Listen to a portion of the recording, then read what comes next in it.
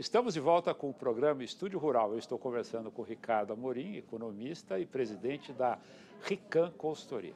Ricardo, alguns economistas dizem que o governo errou quando ele incentivou o consumo, incentivou a demanda sem a correspondente oferta. E isso colocou o Brasil numa tremenda armadilha. Estou entre eles. Está entre eles. Então, se você pudesse explicar para a gente como que isso ocorre, inclusive com o impacto do dólar. O que acabou acontecendo é que a política econômica do governo privilegiou consumo, o que por si só não tem nada de errado. Só que precisa ter um equilíbrio. Se você não tiver um equilíbrio do lado de produção, e o grande problema foi, no lado de produção nós tivemos aumento de custos praticamente generalizados, que até comentei antes, quer dizer, o custo de aluguel subiu porque o preço dos imóveis subiram, o custo de aluguel aumentou.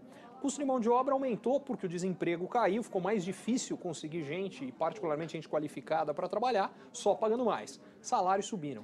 Custo de matérias-primas em geral também subiu, ou seja, a pressão de custo veio de todo lado. O que isso acaba causando é uma pressão inflacionária. A única forma de equilibrar isso é se as pessoas tivessem alguma razão para investir o suficiente a mais para aumentar a produção e reduzir o custo de produção, ou seja, você tem que ter ganho de competitividade, de produtividade e aumento de capacidade de produção. Só que para investir, as pessoas têm que ter um horizonte favorável. Esse horizonte no Brasil, particularmente de 1, 2 anos para cá, piorou e os investimentos aí deram uma arrefecida. Então, o que o governo teria que ter feito? Uma redução permanente de carga tributária, um processo de investimentos muito mais acelerado em infraestrutura, com redução de custo de transporte. Ele teria que ter melhorado o ambiente de negócios no Brasil, por exemplo, o tempo que se leva para abrir uma empresa no Brasil, que passa de 100 dias, o tempo médio, você compara com lugares onde se abre em um dia. Se tiver que fechar, então nem se fala. Enfim, idem para pagar impostos, o resultado disso tudo acaba sendo menos investimento, coisas mais caras no Brasil, que esse é outro processo, quer dizer, se você tem menos gente produzindo no Brasil e preços mais altos, gera o que eu chamo de exportação do consumidor. Então o que acontece? O consumidor brasileiro, em vez de comprar aqui, pega o avião e vai comprar fora, porque é mais barato comprar fora. Para compensar isso, o governo faz algumas coisas, como, por exemplo, o aumento recente do IOF em compras de cartão de débito, que é para encarecer as compras fora do Brasil.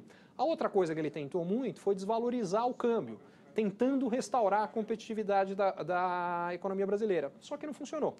Se a gente pegar os 10 últimos anos, os 3 anos que a indústria teve pior desempenho, foram os 3 anos em que o real se desvalorizou. Em 2009, que foi um ano de desvalorização grande, depois da crise que a gente teve, a produção da indústria caiu 10%, o ano passado ela caiu 3%, e esse ano, que também teve desvalorização, ela cresceu só 1%. Então, o ponto fundamental é, se a gente quer ter competitividade, passa pelas medidas que eu falei, e várias delas, por sua vez, exigem que o governo gaste menos, que ele corte gastos desnecessários, porque a única forma de liberar dinheiro para reduzir imposto, para investir mais em infraestrutura, é cortando outros gastos. Ricardo, essa sua colocação é muito clara, quer dizer, o governo ele tomou medidas, vamos dizer, populistas, sem levar em consideração aspectos econômicos importantes e que hoje nos deixou numa situação bastante complicada e nós temos que correr contra o tempo. Você acha que essa crise que está no cenário internacional, ela pode nos empurrar mais para um cenário difícil? Porque a nossa balança comercial já foi para o brejo. 2013, se não fosse as plataformas da Petrobras, nós teríamos um saldo negativo. Que é uma exportação fictícia, né? Em janeiro a gente já abriu com um déficit muito alto e tudo mostra que nós vamos ter essa tendência. O superávit primário, o governo economizou 21 bilhões, né? O governo geral, os estados, os municípios. Ainda faltou o montante de 157 milhões, significa que nós pagamos 248 bilhões de juros. Como que você vê essa lógica da nossa economia? Como é que nós podemos passar 2014 e chegar em 2015? Olha, chegar em 2015 eu tenho certeza que a gente vai chegar, não tenho certeza que a gente vai chegar bem, como eu gostaria. O que eu quero dizer com isso é o seguinte, infelizmente, o governo privilegiou o curto prazo, as custas do longo prazo, e o longo prazo está chegando. Você acha que foi mais por aspecto eleitoral, em programa de poder? Em parte eu acho que foi aspecto eleitoral, mais do que isso eu acho que foi uma... Porque ignorância não dá para entender, questão, né? Não, eu acho que é uma questão dogmática. Algumas das crenças do governo se provaram erradas. Uma delas, que se desvalorizasse o câmbio, a nossa indústria iria se recuperar. Não aconteceu.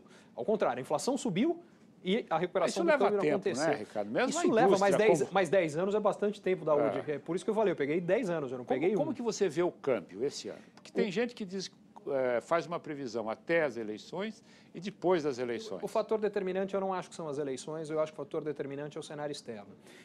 Por que eu falo isso? Eu tenho uma preocupação que pouquíssima gente no mundo tem, mas é a seguinte, na minha visão e baseada numa análise de dados de 143 anos no mercado acionário americano, a gente tem uma bolha muito grande no mercado acionário americano. Eu acredito que a gente vai ver em algum momento uma queda muito significativa. A gente já viu nessa última semana uma queda, mas que para mim é minúscula perto do que pode vir por aí. O que eu estou falando é algo da proporção do que aconteceu em 2008, 2009. Se acontecer, a gente vai ver uma grande fuga de capitais de países emergentes, Brasil incluído, vai ver uma queda forte do preço das matérias-primas em geral, incluindo as agrícolas, e algumas delas já estão em níveis relativamente baixos. O que isso significa na prática é, num cenário assim, temporariamente o dólar ainda pode subir e muito. E esse, para mim, é o fator determinante. Aí a inflação explode. Exatamente por isso que eu vejo a taxa de juros ainda subindo mais do que a maioria acredita. O pessoal acha que os juros vão subir no Brasil, eles certamente subirão, mas eu diria que provavelmente vão subir mais do que estão achando. Chega nos 3%. Vamos ver onde vai chegar. Ricardo, nós vamos para mais um intervalo e já voltamos. Vamos falar depois dos preços das commodities. Eu estou conversando com o Ricardo Amorim, que é economista e presidente da Rican Consultoria. Fique aí, nós já voltamos.